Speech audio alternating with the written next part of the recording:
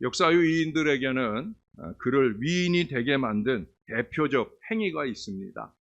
이순신 장군은 모함을 받아서 무고하게 옥고를 치르고도 나라를 위해 백의종군 하셨잖아요. 이분이 남긴 유명한 말이 있죠. 소신에게는 아직 12척의 배가 있나이다. 그러면서 그 12척으로 위대한 승리의 역사를 이뤘던 것을 우리가 잘 압니다. 슈바이처 박사는 여러 개의 박사학위와 함께 호사한 앞날이 약속되어 있던 삶을 버리고 의료 혜택을 전혀 받지 못한 그 아프리카 땅에 자신의 온몸을 던져서 평생 헌신했어요. 선교는 언제나 과감한 희생이 필수입니다. 손양원 목사는 자기 아들 형제를 죽인 그 원수를 용서하고 그를 자기의 양아들로 삼을 것을 하나님 앞에 약속하고 그대로 실천을 했어요. 보통 사람으로서는 감히 흉내낼 수 없는 이런 행적들을 믿음 없는 사람도 하고 믿음 있는 사람들은 그 믿음의 분량에 맞도록 아름답게 헌신했던 역사들을 우리는 잘 알고 있어요. 자, 그럼 창세기의 인물, 믿음의 조상 아브라함에 관하여 한번 물어봅시다. 그의 대표적 행위는 도대체 무엇일까? 아마 모리아 산의 번제 사건이 아닐까 싶어요. 생각해 보세요. 100살이 되어가지고 간신히 낳은 아들 이삭, 그 이삭을 하나님께서 제물로 드리라 하는 청천벽력 같은 그 말씀을 듣게 됩니다. 그런데 그는 요만큼의 주저함도 없이 사흘길을 걸어가 그 아들을 바치려고 했어요. 그는 다음 생각을 하지 않아요. 하나님이 말씀하시면 그 하나님의 말씀에 그대로 순종하는 거예요. 그것도 미적미적하는 게 아니라 즉시 아침 일찍이 일어나 그 헌신의 역사를 이어가더라는 거예요. 그의 투철하고 신속한 그 행동에 우리 하나님께서도 다급하게 만류하시고 너의 씨로 말미암아 천하 만민이 복을 받으리라 약속을 주셨습니다. 이 철저한 순종과 헌신을 보면서 이것이 아브라함 최고의 행위라 말하는 것에 어찌 이의가 있을 수 있겠습니까? 하지만 오늘의 로마서에서 사도 바울이 언급하고 있는 것은 아브라함의 이 사건이 아닌 것 같아요. 다시 말해 행위로서 내세우려 했다고 하면 하나님 앞에서 자랑할 것이 없다 오늘 말씀하고 있어요. 생각해 보니까 그의 행위는 인간적으로 부끄러운 대목이 오히려 더 많잖아요. 애굽 사람들 앞에서 또 부엘세바에선가요? 자기를 죽일까 두려워서 자기 아내를 누이라고 해서 2번이나 목숨을 부지하는 어리석음을 보이기도 하고요. 또 아내의 변덕스러운 요구를 따라 여종과 동침을 하거나 또 그 여종에게서 태어난 그 아이, 여종과 그 아들 이스마엘을 쫓아내는 그런 어리석은 일들도 행하게 됩니다. 육신으로서의 아브라함은 도대체 무엇을 얻을 수 있을까 싶은 모습을 보이더라는 거예요. 하나님 앞에서 그 육신의 행위로 의롭다함을 얻고 자랑할 사람은 아무도 없는 것임을 오히려 아브라함은 우리들에게 보여줍니다. 교회 안에 보면은 그 말하기 좋아하는 사람들이 있지요. 2-3 사람이 모인 곳에 내 이름으로 열심히 기도하라고 했는데 2-3 사람 이상만 모이면 말하고 싶어가지고 말하고 싶어서 입을 열고 싶어서 안달이 나는 그런 사람들을 봅니다. 이게 잠시도 쉬지 않고 열심히 떠들어요. 그게 분위기를 망치고 있는 줄도 모르고 지금 뭘 할 시간인지 그런 분위기도 모르고 계속 떠벌리는 말들을 합니다. 소위 말하면 잡담이죠, 잡담. 이런 잡담에 이웃사촌이 있어요. 비방입니다. 이게 한 발 차이예요. 그래서 잡담을 좋아하는 사람들은 잡담과 비방 사이를 끊임없이 넘나듭니다. 좋게 보면 잡담이고 나쁘게 보면 비방이 되는 그 순간을 쉴 새 없이 넘나드는 경우를 많이 보게 됩니다. 잡담이 게으름이나 경망스러운 수다의 문맥에서 기록되어진 반면에 비방은 남에게 상처가 되는 소식을 의도적으로 나누는 행위를 지적할 때 사용되고 있어요. 신구약 중간시대 유대인들은 이 비방하는 혀를 제3의 혀라고 불렀어요. 왜 그러느냐? 그 이유는 비방하는 사람과 비방을 듣는 사람, 그리고 그 비방을 당하는 사람, 이 세 부류의 사람들에게 치명적인 영향을 입히기 때문이다라고 하는 거예요. 비방을 하는 사람과 비방을 듣는 사람, 당사자들끼리 끝나는 문제가 거의 아니더라는 거예요. 왜? 사람은 영적인 존재거든요. 땅에서 무엇이든지 매면 하늘에서도 매이는 거고요. 땅에서 무엇이든지 풀면 하늘에서도 풀리는 거예요. 자꾸 매지 못해서 안달이 나서 이런저런 비방을 나누면, 그러면 열심 있게 날개짓을 해야 돼. 그런 믿음의 사람, 믿음의 일꾼들이 자꾸 매이는 어려움을 만나게 되어진다는 거예요. 그런 점에서 이 비방은 하나님의 법에 직접적으로 위배되는 명백한 범죄 행위인 것을 레위기 19장 16절은 말씀해 줍니다. 비방은 우리로 하여금 요즘 우리가 금요일 새벽에 요한 1서만 봐도 거기 뭘 강조해서 얘기합니까? 하나님과의 사귐을 얘기해요. 그 하나님과의 사귐이 있는 하나님의 벗이 되는 그 자격을 박탈당할 수 있다는 것을 시편 15편은 우리들에게 말씀해 줍니다. 그리고 오히려 마귀의 번노릇을 하게 되어진다는 거예요. 하나님께서 사랑하시는 자들과 하나님이 되찾기 원하시는 자들을 우리가 우리의 이 말을 통해서 실족시켜 버린다고 하면 우리는 하나님의 벗이 아니라 그분의 뜻을 거스리는 적이 되고 말 것이라는 거예요. 만일 우리가 우리의 대화로부터 잡담과 비방을 그만두지 않는다면 우리는 서로를 물고 먹는 사회적 식인종이 되고 말 것입니다. 이미 사회적 식인종 노릇을 하는 사람들을 많이 봅니다. 여러분, 사람을 살리는 신앙을 살아야지 사회적 식인종 노릇을 하며 살면 되겠습니까? 우리 중 누군가가 다른 이에 대한 비방을 할 때 그것을 그냥 듣고만 있다면 우리는 내 이웃을 내 몸과 같이 사랑하라 하신 이 천국의 진리로 사는 대신에 내 이웃을 잡아먹으라 하는 비윤리로, 마귀적 속성으로 사는 것이라 말할 수 있다는 거예요. 그런 사람이 아무리 헌신을 신용한다고 해도 아무 의미가 없는 거예요.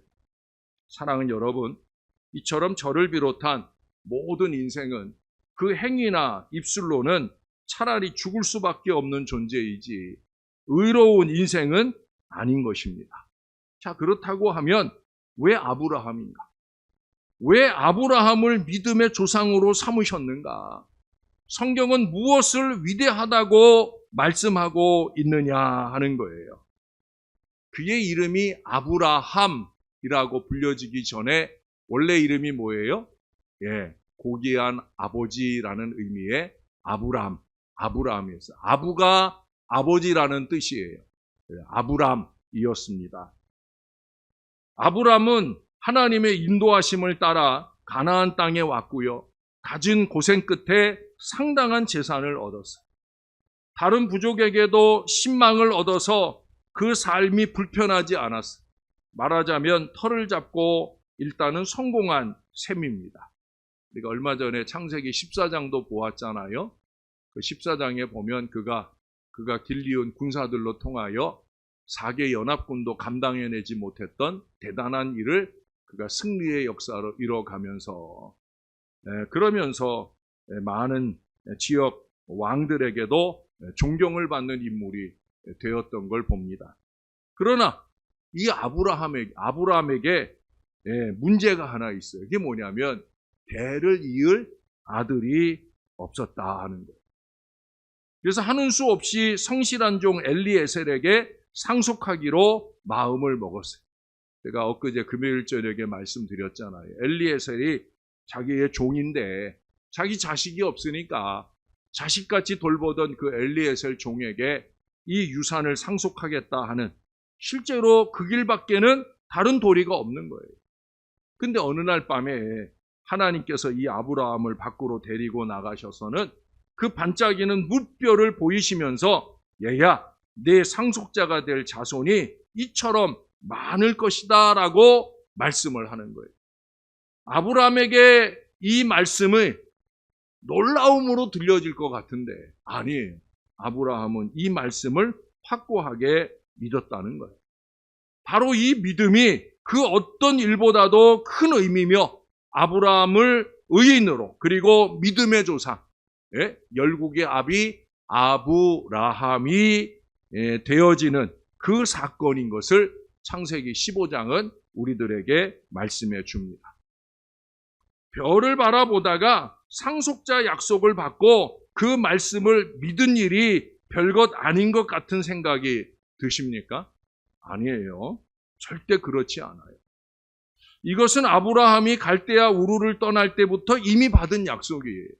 우리가 창세기 12장 1절 2절에 보면 내가 너로 큰 민족을 이루고 내게 복을 주어 내 이름을 창대하게 하리니 너는 복이 될지라 하는 말씀을 하셨어요.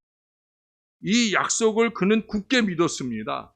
그러나 그의 나이가 점점 많아지고 아내 사레는 이미 폐경도 되었어요. 자, 이래도 하나님의 약속은 아직 효력이 있는가라는 생각이 들지 않았겠습니까? 의심의 생각은 심적 갈등을 자극합니다. 더군다나 곁에 있는 아내가 그 자극, 끊임없이 자극하고 미혹하잖아요. 여종과 같이 자라고 했다가 또 그 여종과 함께 자고 애를 낳으니까 또 그것이 시기가 나가지고 나중에 또 쫓아내라고 하든가, 자꾸 옆에서 쏙닥거리면서 하나님 뜻 아닌 미혹을 자꾸 해대는 거예요. 대개의 믿음의 남편들이 이 믿음 없는, 믿음 부족한 아내의 쏙닥거림에 홀라당 넘어가는, 그래서 이 아브라함도 갈등이 연속되는 안타까운 모습을 보여요. 진정 놀랄 만한 일은 아브라함이 그런 가운데서도 이 믿음을 잃지 않고 있었다라는 거예요.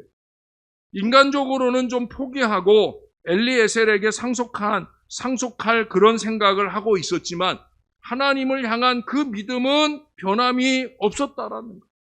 이것이 위대한 거예요. 별을 바라보는 현장에서도 그는 그 약속을 다시 믿었습니다. 자기의 생각이나 주장은 하나님 앞에 아무것도 아니다라는 걸 알고 있었으므로 이것저것 묻거나 거부하지 않고 그 하나님의 말씀을 온전히 믿었다는 거예요. 그의 위대함은 행동이나 행위 이전에 하나님을 굳게 신뢰한 바로 그 믿음에서 나온 거예요. 하나님을 신뢰하는 믿음, 이게 중요한 거예요. 여러분, 믿음의 조상이거나 믿음의 후손이거나 결국은 하나님께 대한 신뢰도가 얼마나 되느냐 하는 문제입니다. 여러분은 어떠십니까? 정말 하나님을 얼마나 신뢰하고 계십니까? 네? 전적 신뢰. 옛날에 어떤 드라마에서 가회 선생님입니까? 학원 선생님입니까? 그 사람이 어머니 전적으로 저를 믿으셔야 됩니다. 뭐 이런 말을 했었다는데 하나님이 저와 여러분에게 늘 원하는 게 바로 그거예요. 전적 신뢰. 전적으로 믿느냐라는 거예요. 전적으로 믿고 기도하느냐, 전적으로 믿고 천국의 소망을 갖고 사느냐, 우리에게 얼마나 전적 신뢰가 있느냐 하는 거예요. 하나님께서는 아브라함 스스로 할 수 없다고 깨달았을 때 그에게 은혜를 주셨어요. 그리고 아브라함은 그것을 깨달아 의를 이룰 수 있었습니다. 여러분, 오늘 본문 앞에 4절, 5절의 말씀 좀 이해하기 쉽지 않으실 것 같아서 깔뱅이의 의역으로 도움을 얻고자 합니다. 4절의 말씀은 무슨 얘기냐? 자기 일의 공로로 무엇을 받을 만한 사람이 있다면 그는 아마도 당연히 받아야 할 싹이라고 생각을 할 거라는 거예요.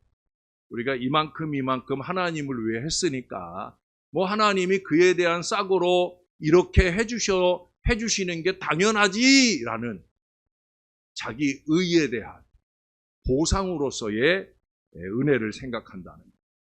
그 다음 5절은 무슨 얘기냐? 자기들이 경건하지 못하다라고 스스로 깨달은 사람만이 믿음으로 의에 이룰 수 있다라는 이 말씀을 하고 있어요. 그게 뭐예요? 겸손한 사람.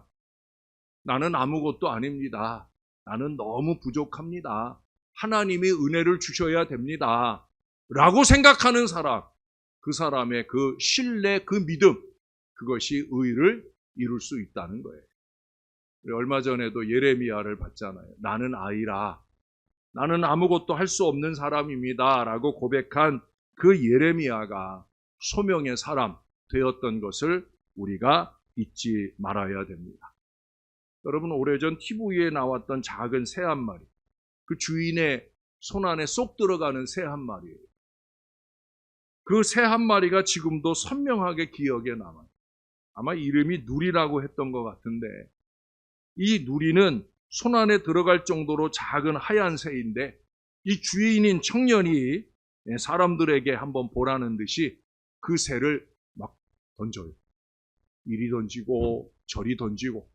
근데 놀라운 건 뭐냐면 확 던지면 이 새가 휙 날아갔다가 날아가는 거죠. 그때는 주인이 던졌으니까 힘없이 날아가는 것 같은데 날아가면서 휙 돌아서는 누구한테 와요? 그 주인의 손 안에 다시 쏙 들어오고. 이리 던져도 저리 던져도 그 새는 여전히 주인의 손으로 돌아와요. 주인이 자기를 먹여주고 길러주고 돌봐준다. 그 믿음 하나로 다시 돌아오는 거예요. 이게 신뢰예요. 어디를 가도 그 어깨나 머리, 손등에 올라앉아 그 주인을 믿고 따라갑니다.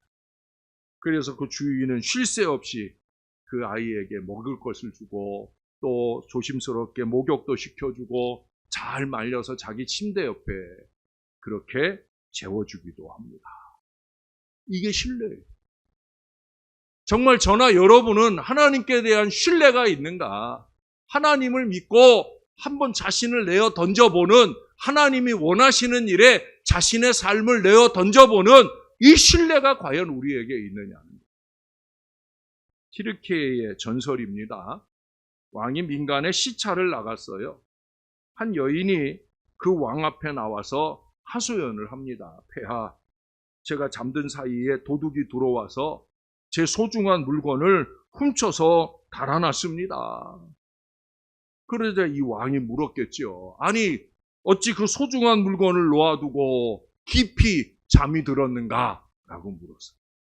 그러자 이 여인이 뭐라고 대답을 했는지 아십니까? 저는 폐하를 믿고 잠들었습니다. 폐하는 늘 깨어 우리 백성들을 보살펴 주시는 분이기 때문입니다. 폐하만 믿었다는 거예요. 그래서 저는 언제든지 편히 잠든다는 거예요. 왕이 우리를 지켜주시니까. 여러분, 그 왕의 마음이 얼마나 든든한 마음이 들었겠어요. 그래서 그 왕이 명령을 내렸어요. 그 백성에게 충분한 것으로 보상을 해라. 그녀가 가지고 있었던 것 이상의 큰 보상을 그녀에게 허락해 주었다는 거예요. 하나님을 믿고 있는 노인 아브라함에게 우리 하나님은 큰 상을 내려주셨어요. 약속대로 상속자들이 큰 복을 받게 하십니다.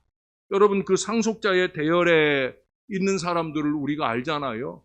이삭도 있고 야곱도 있고 요셉도 있고 심지어 다윗 왕도 있고 솔로몬도 있고 그들을 지나서 그리스도에 이르렀어요. 이 상속자 후손에서 메시아가 오신 것은 아브라함의 믿음에서 시작되었다는 거예요. 예수님의 말씀입니다. 너희 조상 아브라함은 나의 때 볼 것을 즐거워하다가 보고 기뻐하였느니라. 요한복음 8장 56절에 예수님의 증언이에요. 언젠가 오실 메시아 때를 기다리면서 믿음의 조상 아브라함은 기뻐했더라는 거예요. 이것이 믿음의 상급이며 상속자의 복된 이야기입니다. 이 믿음은 상속자들의 이야기와 함께 하나님이 주실 은총을 경험하게 만들어줍니다. 어느 목사님이 세미나를 참석하셨어요. 그랬더니 그 강사님이 그런 얘기를 한다는 거예요. 세상에서 가장 소중한 금이 3가지 있다. 네? 금값이 요새 천정부지로 오르잖아요. 가장 소중한 금이 3가지가 있다. 첫째는 당연히 황금이고요. 그리고 우리는 그 소중함을 잘 모르지만 소금이 2번째 중요한 금이라는 거예요. 3번째 중요한 금은 지금이라는 겁니다. 이 목사님이 감동을 받고 사모님께 그 내용을 문자로 보냈어요.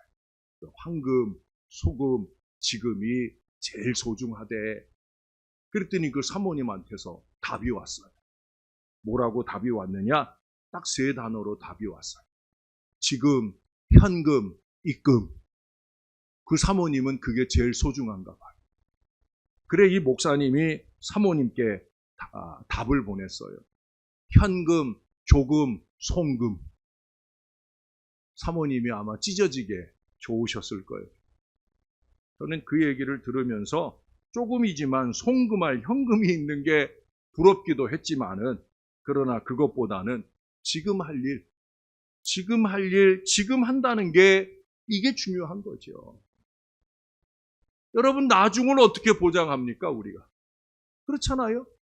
나중은 없을 수 있는 거예요. 아니, 없기도 합니다. 그래서 지금 내게 주신 기회를 놓치지 말아야 되는 거예요. 그것이 어떤 것이든지 간에 지금 할 일은 지금 하는 게 그게 바로 하나님을 향한 신뢰, 믿음이에요.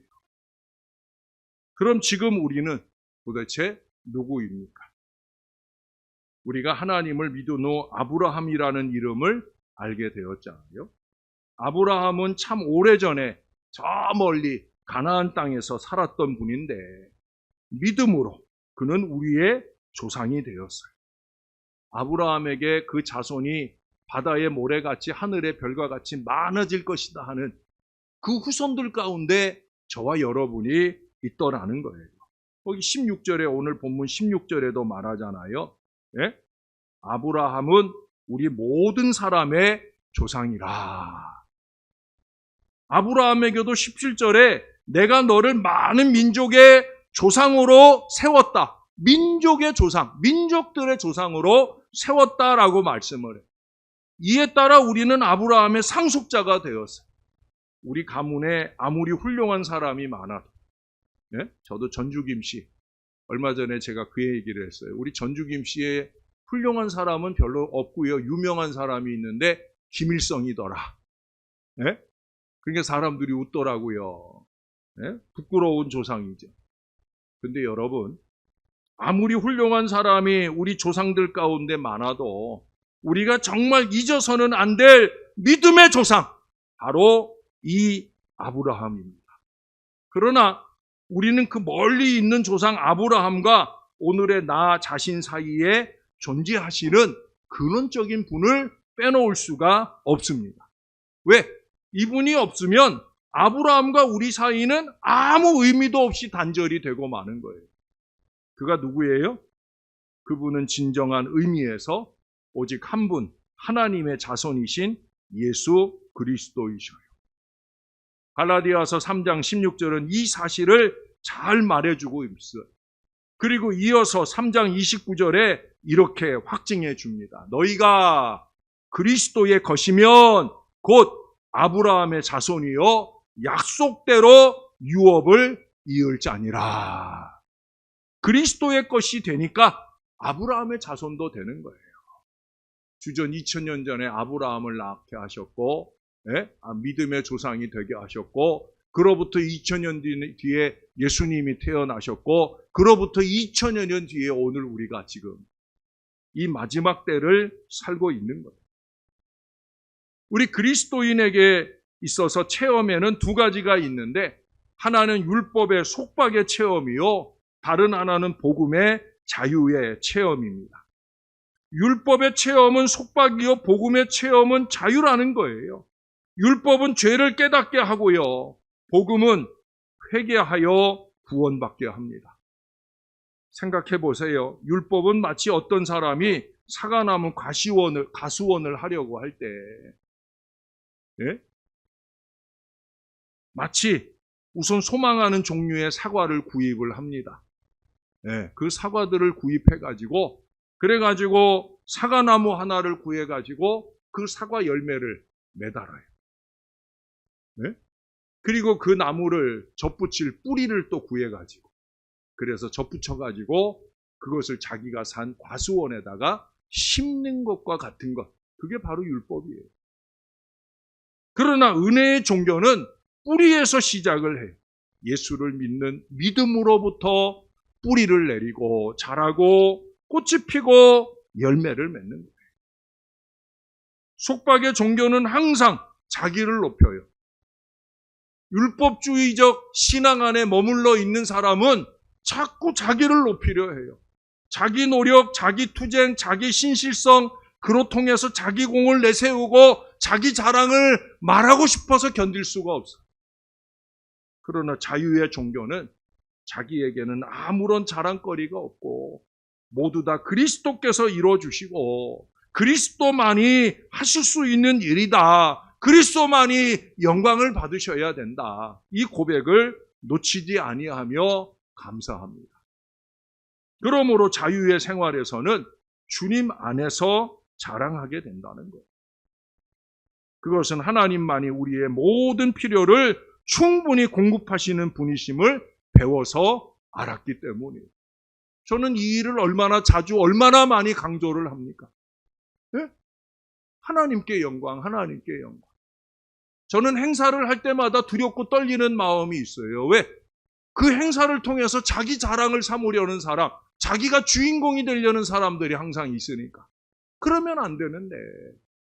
하나님이 주인공이고 다음 주 행사 같은 경우에는 죽어져가는 영혼이 구원받는 그 사람이 주인공이 되어야 된다. 항상 그 마음에 노심초사 기도가 있어요. 여러분 언제나 이걸 잊지 말아야 됩니다. 우리는 하나님의 자녀이므로 당연히 그분의 상속자입니다. 우리는 행함으로써가 아니라 우리 하나님께로부터 물려받음으로써 얻게 되는 거예요. 사랑하는 우리 신월제일교회 성도 여러분, 하나님의 상속자답게 행동하는 오늘 그런 사람들이 왜 그렇게 적은지, 상속의 근거를 잊어서 그런 게 아닌가 싶어요. 나의 그 무엇 때문이 아니라 예수 그리스도의 은혜의 선물 덕분에 내가 이 은혜, 이 믿음의 상속을 받았다 하는 사실, 이것을 우리는 꼭 기억해야 됩니다. 우리는 그리스도를 통해 아브라함을 믿음의 조상으로 세우게 되었고 믿음의 상속을 받게 되었어요. 우리 조상 아브라함이 믿은 바는 오직 하나님뿐이었어요. 아브라함이 믿은 하나님은 거기 17절 하반절에 뭐라고 그래요? 죽은 자를 살리시며 없는 것을 있는 것으로 부르시는 그 하나님이시다라고 말씀을 해요. 죽은 자를 살리심은 부활을 의미하고요. 없음이 있음이 되게 하심은 창조 사역을 가리키는 거예요. 아브라함은 창조와 부활로 세상을 다스리시는 그 하나님을 믿었어요. 그러니까 100세에 얻은 자식을 이제 조금 컸다 싶은데 그 자식을 기꺼이 하나님께 드리는 거예요. 왜? 하나님은 창조와 부활의 하나님이시니까. 사랑하는 여러분, 우리는 그 은혜를 상속받은 행복한 자녀들인 줄로 믿습니다. 안 믿어요? 믿어요? 안 믿어요? 예? 우리는 예수 그리스도를 통해 믿음의 조상 아브라함에게 바로 이 창조와 부활의 이 믿음의 은혜를 상속받은 행복한 자녀들인 줄로 믿습니다. 비록 주님의 십자가 고난의 걸음을 함께 걸어야 하는 그런 힘겨운 여정일 때도 많이 있죠. 5월 전도, 6월 선교. 우리 목사님 왜 이렇게 닥달을 하는가? 그렇게 생각되어지는 힘겨운 시간들도 있을 거예요. 그렇지만 우리 예수님처럼 어깨를 쫙 펴고 히브리서에 말씀했잖아요. 우리 예수님께서 그 앞에 있는 기쁨을 위하여, 부활의 기쁨을 위하여 십자가를 참으사 부끄러움을 개의치 아니하셨다. 바로 그 예수님처럼 우리가 담대함으로 5월 전도, 6월 선교를 힘차게 외치며 전진하여서 우리 하나님의 나라를 상속받는 행복한 믿음의 사람들이 다 되시기를 우리의 구주 되시는 예수님의 이름으로 간절히 축원합니다. 기도하겠습니다. 좋으신 하나님 감사합니다. 우리가 예수를 알고 믿는 믿음의 백성이 되게 하셔서 영원한 천국의 백성, 무엇보다도 믿음의 조상 아브라함의 믿음의 상속자가 될 수 있도록 은혜를 주시니 감사합니다. 우리가 잘나서가 아니라 하나님의 은혜의 선물로 우리가 구원받았음을 잊지 말게 도와주셔서 하나님 우리도 아브라함처럼 믿음을 의로 여기신 구원의 큰 은혜가 우리에게 임할 수 있도록 도와주옵소서. 언제나 어느 때나 하나님 우리도 그 믿음으로 구원받을 영혼들을 위해 기꺼이 우리가 아름답게 쓰임받을 우리도 믿음의 조상들이 될 수 있도록, 그래서 우리의 자손들, 우리의 이웃들 가운데 우리 때문에 예수 믿게 되는 구원의 큰 역사가 많이 일어나도록, 올해 우리가 품은 태신자들이 다음 주일에도 아니 그 이후에라도 놀랍게 생명결실로 태어나는 은혜로운 역사가 많이 일어나도록, 이번에는 이 나라 안에서, 다음 달에는 캄보디아에서 그 위대한 구원의 역사가 힘있게 일어날 수 있도록 은혜 위에 은혜를 베풀어 주시옵소서. 감사합니다. 예수님 이름으로 기도합니다. 아멘.